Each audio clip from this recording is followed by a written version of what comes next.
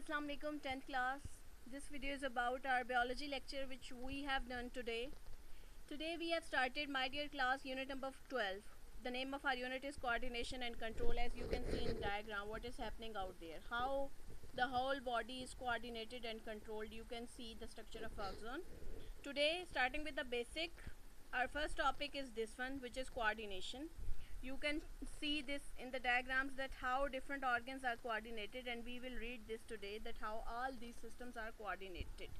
Our brain is the control system which send out nerves to the whole body in this pattern. This was the pattern of the sending of nerves. How this is how the nerves send or spread the message to the whole body. How it is spreaded like this. You can see the blue lines. Then what happens in these blue lines is just in the this video, that this is how the brain sends different messages to different parts of the body. As you can see, it is going into heart, into muscles, into arms, ribs, legs, everywhere, into biceps and triceps even. And these organs, of course, all these organs are also interrelated with what? With our coordinated system. Our brain controls everything either in chemical coordination or by nervous coordination, and these all are controlled by the same pattern. In this chapter we will discuss these major topics of eye, of human brain, endocrine system, pituitary glands, and different kinds of glands. But starting with the basic, what we have done today is the coordination. So what is coordination? The tissue and organs in the bodies of multicellular organisms do not work independently, guys. Everything, every part of body which we possess is interconnected to one another. They work together, performing their many tasks as the need of the whole body.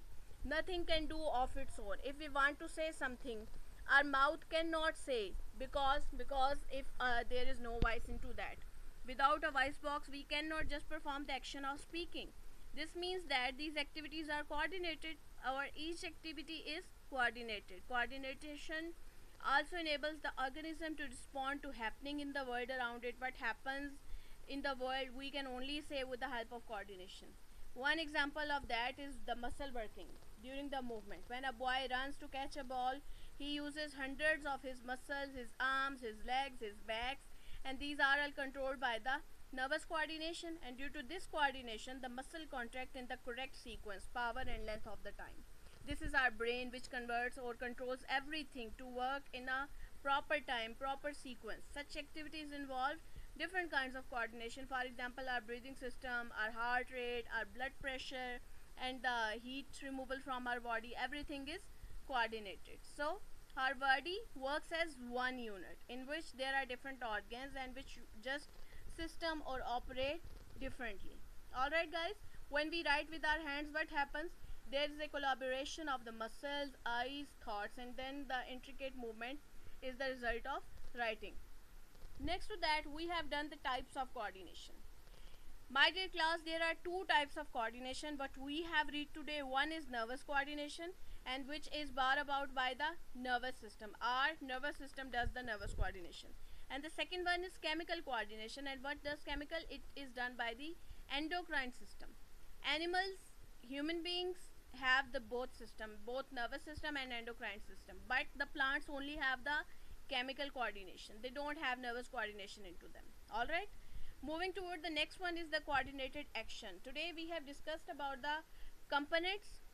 Next to our lecture I will just show you in detail all the components, what is the working of these components. Today you have to just learn the order and name of these components. So starting with the first one is the stimulus, which is a change, receptor, which receives the change, coordinator, which coordinates that who has received which change, then the effector, which effectifies that the result of that change, and at the end is the response, that what is the response of the new change in the world. Alright guys, you have to learn the coordination, how a body works, and what kinds of types of coordination. Today this is your task, and the next to that we will go for the detail of a coordinated action.